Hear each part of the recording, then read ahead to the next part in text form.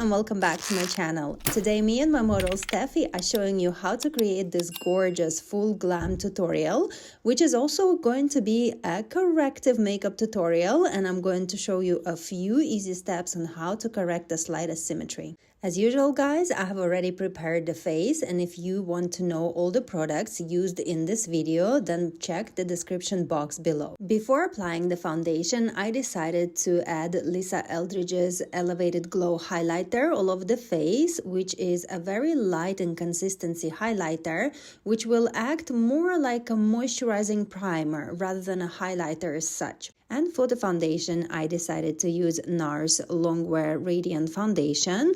And actually at this point, I feel like I've shot myself in the foot. When I've met Steffi, I had a really clear idea on what I want to do with her hair. Hence, you see the hair is super beautiful, voluminous and glamorous. But I had no idea what I wanted to do for the makeup. At first I thought that we can play it safe and do some bronzy eyeshadow, but then I thought, no, hold on guys, there's too many tutorials on the bronzy eyeshadows and I should do something different. The full look was developed as I went along, and I feel like at this point I should have started with the eyes and then moved on to the skin. But again, as I played it by ear, here you go, the skin is almost done. And in the end, I went much heavier on the eyes than anticipated.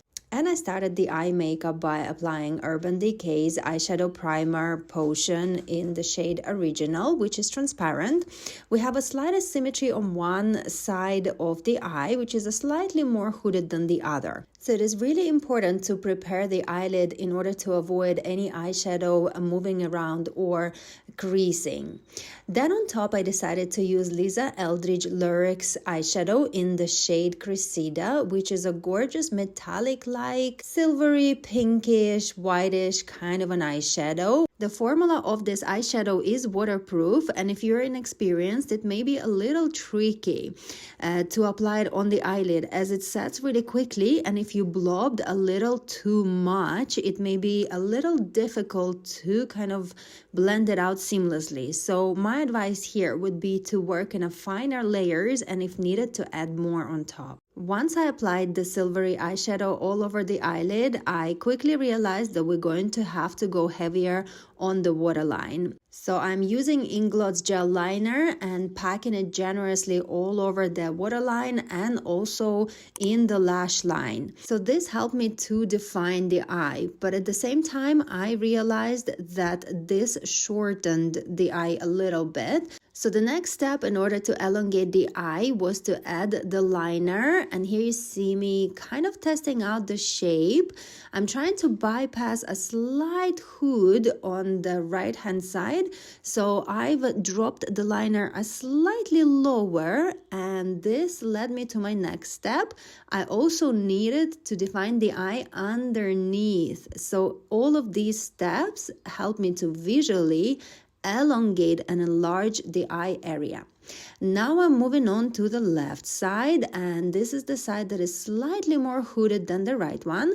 So now my goal here is not to emphasize on the hood, but rather disguise it. This is where the attention is super important. So I am checking each step side by side and making sure that I'm visually drawing exactly the same elongated liner on the left side as it is on the right side. When working with a slightly falling eyelids, a little trick to disguise that fall is to add a smokiness into the crease. So here I'm doing exactly that. So I started with the left side, which is a slightly more of a hooded shape, and with the eyes opened, I have marked the territory that I need to kind of smoke out. And once I've marked that slight shading, I then can ask Steffi to close her eyes and generously kind of pack that smokiness in the crease. And you guys may know that all of the lightest colors appear closer to the eye and all of the darkest colors appear more far away from the eye. So by adding slight smokiness in the crease, we're kind of visually deepening the crease line. And the next step in order to cheat the eye shape is to pop a generous set of lashes, and this is exactly what I did here. Now onto the lower lash. My next step in order to enlarge the eyes is to merge the waterline together with the lash line, and for this I am kind of smoking the area out by adding different smoky shades of the purples. So this Dior 5 Color Red palette in the shade Tutu came handy, as I can mix a deeper shade in the corner there right beside the lash line, and the lower into the skin I go, the lighter the color I take. At this point, I don't have to be too precise or too clean with my blending, so I'm adding the lightest purple shade in the lower lash line and blending it into the skin. Okay, so the lashes have adhered, and I am popping some mascara to merge everything together. This is one of my favorite steps in the eye makeup. Once the lashes are coated in mascara, I feel like it ties the whole eye together. Okay guys, now on to the brows. So Steffi is currently growing out her eyebrows, so we decided not to pluck them or not to remove any hairs. And this is also partially why I called this tutorial as a corrective makeup tutorial, as now we are going to see how it is possible to groom the eyebrows that are currently in the growing out stage. First, I wanted to coat the brows in the gummy and lift the hairs up as much as I possibly could. Now, Steffi's eyebrows are quite stubborn, and I had to do it a few times until I actually coated them very generously in the gummy, to the degree that my brow gel was not even drawing on, and I had to take a shade darker in order to create the hair strokes. And this is exactly what I'm doing here. With a slightly darker shade of the NYX brow pencil, I'm filling in all of the existing gaps and creating the vision of the fuller brow. This stage I felt like I have done everything I could, so I am actually moving on to the concealer and leaving the brows be. But a little bit later on, I will come back to the brows and also go over one more time with Anastasia Beverly Hills brow pomade, which is waterproof and gripped onto the gelled brows much better than the NYX brow pen. So I'm cleaning underneath the eyes using Hourglass Vanish Airbrush Concealer, which is super thick in consistency concealer, which is wonderful for any full glam looks. I have applied it generously underneath the eyes, and here you see me taking a fresh blending brush and joining in the concealer into the lower lash eyeshadow.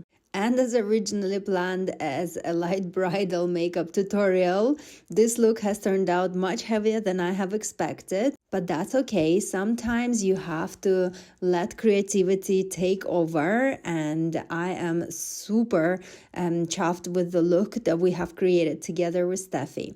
So here I am applying Kiko contouring stick in the shade 200, and as we are creating such a full glam, I'm actually even taking the cheekbone contouring a little bit lower into the jawline.